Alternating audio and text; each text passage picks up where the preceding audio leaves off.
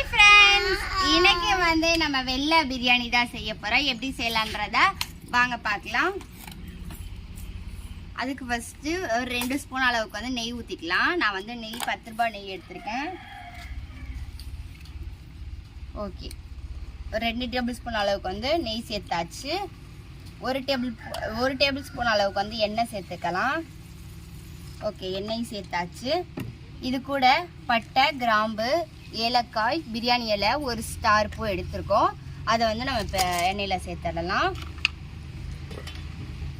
இது கூடயே ஒரு 3 பச்சை மிளகாய். நம்ம காரத்துக்கு மிளகாத்தூள் எல்லாம் எதுவும் போடலை. வெள்ளை பிரியாணினால மிளகாத்தூள்லாம் போட்டால் கலர் டிஃப்ரெண்ட் வரும். அதனால நம்ம வெறும் பச்சை மிளகாய் மட்டும்தான் சேர்த்துக்க போகிறோம். 3 பச்சை மிளகாய், அப்புறம் 2 சைஸ் பெரிய வெங்காயத்தை நீளமாக கீறி கட் பண்ணி எடுத்திருக்கோம்.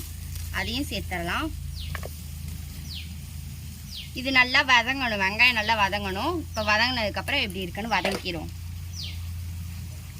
ஓகே, நம்மளுடைய வெங்காயம் வந்து நல்லா வதங்கிடுச்சு. இந்த ஸ்டேஜில் நம்ம வந்து இஞ்சி பூண்டு பேஸ்ட் சேர்த்துடலாம். ஒரு 3 ஸ்பூன் அளவுக்கு வந்து நம்ம இஞ்சி பூண்டு பேஸ்ட் வந்து சேர்த்துக்கலாம்.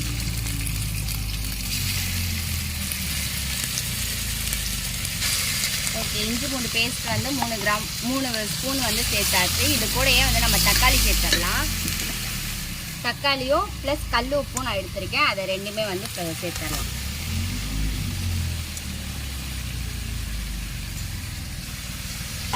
கல் உப்பு, இஞ்சி பூண்டு, தக்காளி நல்லா வந்து வதங்கி வரட்டும். இப்போ நம்மளோட தக்காளி, வெங்காயம், இஞ்சி பூண்டு எல்லாமே வந்து சூப்பராக வந்து வதங்கி வந்துருச்சு. இந்த ஸ்டேஜில் நம்ம வந்து 2 கேரட்டும் ஒரு 6-8 பீன்ஸையும் வந்து கட் பண்ணி குட்டி குட்டியாக கட் பண்ணி வச்சுருக்கோம். அந்த பீன்ஸு, கேரட்டு சேர்த்துடலாம். இது கூட நீங்கள் பச்சை பட்டாணி, சுண்டல் எது வேணாலும் உங்களுக்கு எது கிடைக்குதோ அதை சேர்த்துக்கலாம். இங்கே வந்து எனக்கு பச்சை பட்டாணி கிடைக்கல, அதனால் நான் வந்து பச்சை பட்டாணி எடுத்துக்கல. உங்களுக்குலாம் கிடச்சிச்சு அப்படின்னா பச்சை பட்டாணி, சுண்டல் எது வேணாலும் நீங்கள் எடுத்துக்கலாம். நான் வந்து இன்றைக்கி கேரட், பீன்ஸ் மட்டும்தான் போடுறேன். நல்லா வதக்கி விட்டுறலாம். இது கூட நம்ம புதினாவும் மல்லித்தலையும் கழுவி வச்சுருக்கோம் நல்லா ஃப்ரெஷ்ஷாக. அதையும் நம்ம வந்து பொருளில் சேர்த்துடலாம்.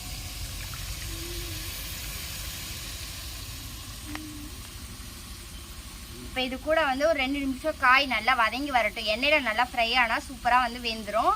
அதனால் ஒரு 2 நிமிஷம் வந்து ஃப்ரை ஆகட்டும். அதுக்கப்புறம் நம்ம எப்படி இருக்குன்னு பார்ப்போம்.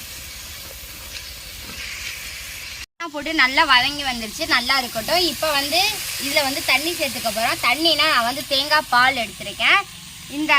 இந்த கப்பால் நான் வந்து 2 கப்பு வந்து அரிசி எடுத்திருக்கேன். இப்போ 4 கப்பு தண்ணி ஊற்றணும். நான் வந்து பால் எவ்வளோ இருக்குன்னு பார்த்துட்டு அதுக்கப்புறம் தகுந்த மாதிரி நான் தண்ணி ஆட் பண்ணிப்பேன். 1 2. ஓகே, நம்மளுக்கு வந்து 3 கப்பு அளவுக்கு வந்து பால் வந்திருக்கு. 4 கப்பு நம்ம தண்ணி ஊற்றணும். அதனால் நான் இன்னொரு டம்ளர் வந்து தண்ணி சேர்த்துக்கிறேன். நீங்கள் பால் கம்மியாக இருந்தாலும் பரவாயில்ல, தண்ணி கூட நீங்கள் ஆட் பண்ணிக்கலாம். இப்போ இந்த பாலும் தண்ணி நல்லா ஈவனாக கொதிச்சு வரட்டும். நம்ம நெக்ஸ்ட் அரிசி சேர்த்துடலாம். இப்போ நம்ம தேங்காய் பாலும் தண்ணி மிக்ஸ் பண்ணி ஊற்றிருக்கோம். அது நல்லா கொதி வருது. கொதி வந்ததுக்கப்புறம் லைட்டாக கிண்டி விட்டுருவோம். கிண்டி விட்டுட்டு நம்ம வந்து இப்போ ரைஸ் சேர்த்து ஆரம்பிச்சிருவோம். இது கூடயே நம்ம வந்து 2 கப்பு அரிசி எடுத்து வச்சோம் இல்லையா, அதை வந்து இப்போ நம்ம சேர்த்துடலாம்.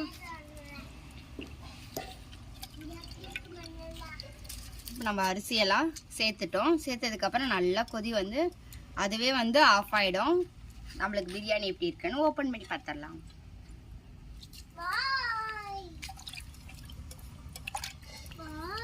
ஓகே ஃப்ரெண்ட்ஸ், நம்மளோட ஒயிட் பிரியாணி வந்து சூப்பராக ரெடி ஆயாச்சு. இதுதான் நம்மளோட ஒயிட் பிரியாணி. எப்படி இருக்குன்றத கமெண்ட்டில் சொல்லுங்கள்.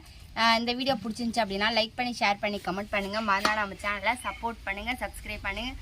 நீங்களும் ட்ரை பண்ணி பாருங்கள். ட்ரை பண்ணி பார்த்து எப்படி இருக்குன்றத கமெண்ட்டில் என்னோட ஷேர் பண்ணுங்கள். ஓகே பாபா, அதுக்கு தமிழ் மறுநாள் நம்ம சேனலை சப்ஸ்கிரைப் பண்ணுங்கள். பாய்.